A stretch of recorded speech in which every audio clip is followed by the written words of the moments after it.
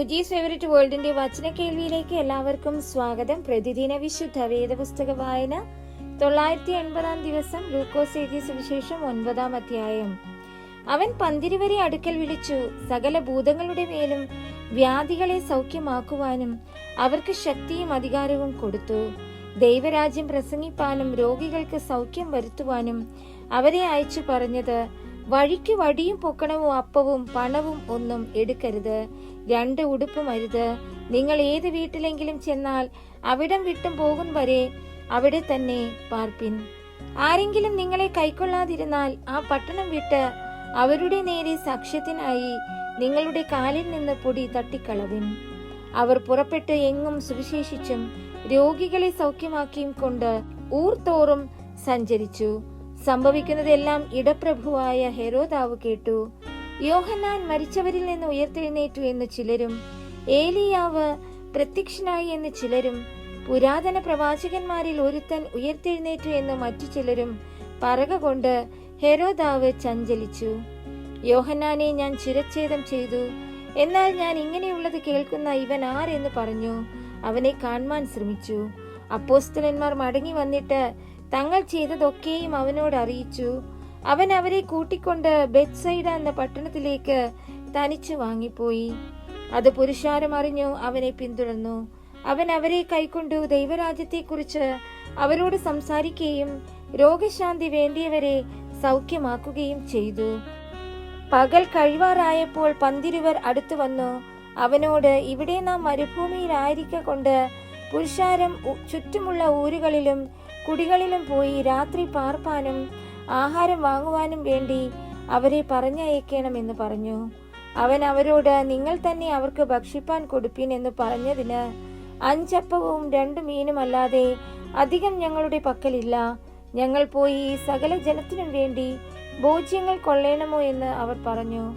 ഏകദേശം 5000 പുരുഷന്മാരുണ്ടായിരുന്നു. പിന്നെ അവർ തന്റെ ശിഷ്യന്മാരോട്, അവരെ 50 വീതം പന്തിയായി ഇരുത്തുവിൻ എന്ന് പറഞ്ഞു. അവർ അങ്ങനെ ചെയ്തു, എല്ലാവരെയും ഇരുത്തി.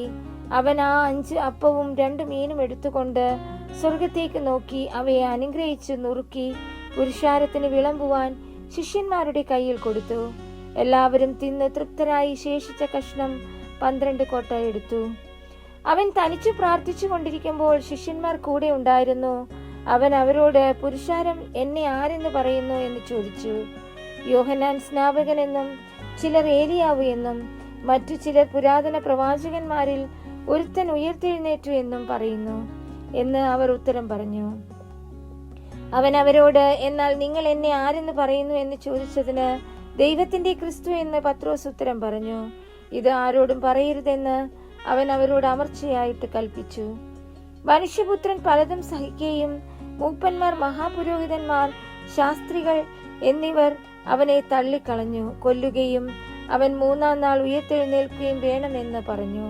പിന്നെ അവൻ എല്ലാവരോടും പറഞ്ഞത്, എന്നെ അനുഗമിപ്പാൻ ഒരുത്തൻ ഇച്ഛിച്ചാൽ അവൻ തന്നെ താൻ നിഷേധിച്ച് നാൾതോറും തന്റെ ക്രൂശ് എടുത്തും കൊണ്ട് എന്നെ അനുഗമിക്കട്ടെ. ആരെങ്കിലും തന്റെ ജീവനെ രക്ഷിപ്പാൻ ഇച്ഛിച്ചാൽ അതിനെ കളയും. എന്റെ നിമിത്തം ആരെങ്കിലും തന്റെ ജീവനെ കളഞ്ഞാലോ അതിനെ രക്ഷിക്കും. ഒരു മനുഷ്യൻ സർവ്വലോകവും നേടിയിട്ട് തന്നെത്താൻ നഷ്ടമാക്കി കളയുകയോ ഛേദം വരുത്തുകയോ ചെയ്താൽ അവന് എന്ത് പ്രയോജനം?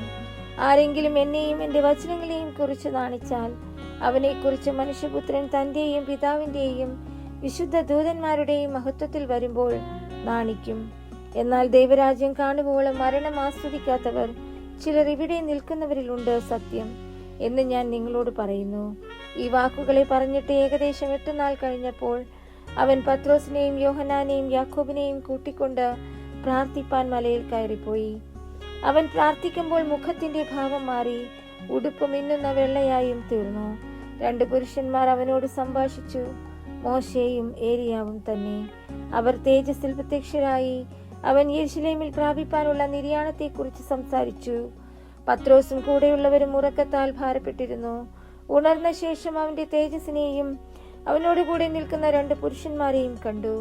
അവർ അവനെ വിട്ടുപിരിയുമ്പോൾ പത്രോസ് യേശുവിനോട്, ഗുരു, നാം ഇവിടെ ഇരിക്കുന്നത് നല്ലത്. ഞങ്ങൾ 3 കുടിലുണ്ടാക്കട്ടെ, ഒന്ന് നിനക്കും ഒന്ന് മോശയ്ക്കും ഒന്ന് ഏലിയാവിനും എന്ന് താൻ പറയുന്നത് ഇന്നത് എന്ന് അറിയാതെ പറഞ്ഞു.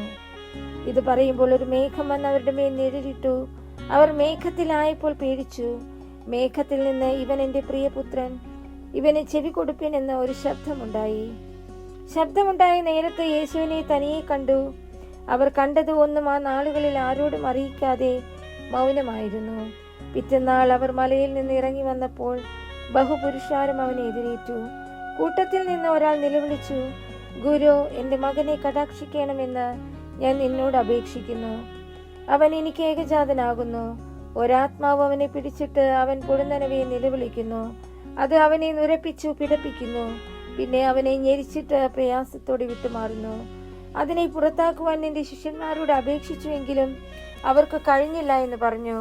അതിന് യേശു, അവിശ്വാസവും കോട്ടവുമുള്ള തലമുറയെ, എത്രത്തോളം ഞാൻ നിങ്ങളോട് കൂടെ ഇരുന്ന് നിങ്ങളെ സഹിക്കും? നിന്റെ മകനെ ഇവിടെ കൊണ്ടുവരിക എന്ന് ഉത്തരം പറഞ്ഞു. അവൻ വരുമ്പോൾ തന്നെ ഭൂതം അവനെ തള്ളിയിട്ടു പിടപ്പിച്ചു. യേശു അശുദ്ധാത്മാവിനെ ശാസിച്ചു. ബാലനെ സൗഖ്യമാക്കി അപ്പനെ ഏൽപ്പിച്ചു. എല്ലാവരും ദൈവത്തിന്റെ മഹിമയെങ്കിൽ വിസ്മയിച്ചു. യേശു ചെയ്യുന്നതിലൊക്കെയും എല്ലാവരും ആശ്ചര്യപ്പെടുമ്പോൾ അവൻ തന്റെ ശിഷ്യന്മാരോട്, നിങ്ങൾ ഈ വാക്ക് ശ്രദ്ധിച്ചു കേട്ടുകൊള്ളുവിൻ. മനുഷ്യപുത്രൻ മനുഷ്യരുടെ കയ്യിൽ ഏൽപ്പിക്കപ്പെടുവാൻ പോകുന്നു എന്ന് പറഞ്ഞു. ആ വാക്ക് അവർ ഗ്രഹിച്ചില്ല. അത് തിരിച്ചറിയാതെ വണ്ണം അവർക്ക് മറിഞ്ഞിരുന്നു. ആ വാക്ക് സംബന്ധിച്ച് അവനോട് ചോദിപ്പാൻ അവർ ശങ്കിച്ചു. അവരിൽ വെച്ച് ആർ വലിയവൻ എന്ന ഒരു വാദം അവരുടെ ഇടയിൽ നടന്നു. യേശു അവരുടെ ഹൃദയവിചാരം കണ്ടു. ഒരു ശിശുവിനെ എടുത്ത് അരികെ നിർത്തി. ഈ ശിശുവിനെ എന്റെ നാമത്തിൽ ആരെങ്കിലും കൈക്കൊണ്ടാൽ എന്നെ കൈക്കൊള്ളുന്നു. എന്നെ കൈക്കൊള്ളുന്നവനോ എന്നെ അയച്ചവനെ കൈക്കൊള്ളുന്നു. നിങ്ങൾ എല്ലാവരിലും ചെറിയനായവൻ അത്രേ വലിയവനാകും എന്ന് അവരോട് പറഞ്ഞു. നാഥ, ഒരുത്തൻ നിന്റെ നാമത്തിൽ ഭൂതങ്ങളെ പുറത്താക്കുന്നത് ഞങ്ങൾ കണ്ടു. ഞങ്ങളോട് കൂടി നിന്നെ അനുഗമിക്കായികയാൽ അവനെ വിരോധിച്ചു എന്ന് യോഹന്നാൻ പറഞ്ഞതിന് യേശു അവനോട്, വിരോധിക്കരുത്, നിങ്ങൾക്ക് പ്രതികൂലമല്ലാത്തവൻ നിങ്ങൾക്ക് അനുകൂലമല്ലോ എന്ന് പറഞ്ഞു. അവന്റെ ആരോഹണത്തിനുള്ള കാലം തികയാറായപ്പോൾ അവൻ യെരുശലേമിലേക്ക് യാത്രയാവാൻ മനസ്സുറപ്പിച്ചു. തനിക്ക് മുമ്പായി ദൂതന്മാരെ അയച്ചു. അവർ പോയി അവനായി വട്ടം കൂട്ടേണ്ടതിന് ശമര്യക്കാരുടെ ഒരു ഗ്രാമത്തിൽ ചെന്നു. എന്നാൽ അവൻ യെരുശലേമിലേക്ക് പോകുവാൻ ഭാവിച്ചിരിക്കയാൽ അവർ അവനെ കൈക്കൊണ്ടില്ല. അത് അവന്റെ ശിഷ്യന്മാരായ യാക്കോബും യോഹന്നാനും കണ്ടിട്ട്, കർത്താവേ, ഏലിയാവ് ചെയ്തതുപോലെ ആകാശത്തു നിന്ന് തീ ഇറങ്ങി അവരെ നശിപ്പിപ്പാൻ ഞങ്ങൾ പറയുന്നത് നിനക്ക് സമ്മതമോ എന്ന് ചോദിച്ചു. അവൻ തിരിഞ്ഞു അവരെ ശാസിച്ചു, നിങ്ങൾ ഏതാത്മാവിന് അധീനർ എന്ന് നിങ്ങൾ അറിയുന്നില്ല. മനുഷ്യപുത്രൻ മനുഷ്യരുടെ പ്രാണങ്ങളെ നശിപ്പിപ്പാനല്ല, രക്ഷിപ്പാനത്രേ വന്നത് എന്ന് പറഞ്ഞു. അവർ വേറൊരു ഗ്രാമത്തിലേക്ക് പോയി. അവർ വഴി പോകുമ്പോൾ ഒരുത്തൻ അവനോട്, നീ എവിടെ പോയാലും ഞാൻ നിന്നെ അനുഗമിക്കാമെന്ന് പറഞ്ഞു. യേശു അവനോട്, കുറുനരികൾക്ക് കുഴിയും ആകാശത്തിലെ പറവജാതിക്ക് കൂടുമുണ്ട്, മനുഷ്യപുത്രനോ തല ചായ്പാൻ സ്ഥലമില്ല എന്ന് പറഞ്ഞു. വേറൊരുത്തനോട്, എന്നെ അനുഗമിക്ക എന്ന് പറഞ്ഞാറേ അവൻ, ഞാൻ മുൻപേ പോയി എന്റെ അപ്പനെ കുഴിച്ചിടുവാൻ അനുവാദം തരയണമെന്ന് പറഞ്ഞു. അവൻ അവനോട്, മരിച്ചവർ തങ്ങളുടെ മരിച്ചവരെ കുഴിച്ചിടട്ടെ, നീയോ പോയി ദൈവരാജ്യം അറിയിക്ക എന്ന് പറഞ്ഞു. മറ്റൊരുത്തൻ, കർത്താവേ, ഞാൻ നിന്നെ അനുഗമിക്കാം, ആദ്യം എന്റെ വീട്ടിലുള്ളവരോട് യാത്ര പറവാൻ അനുവാദം തരയണമെന്ന് പറഞ്ഞു. യേശുവിനോട് കലപ്പയ്ക്ക് കൈവച്ച ശേഷം പുറകോട്ട് നോക്കുന്ന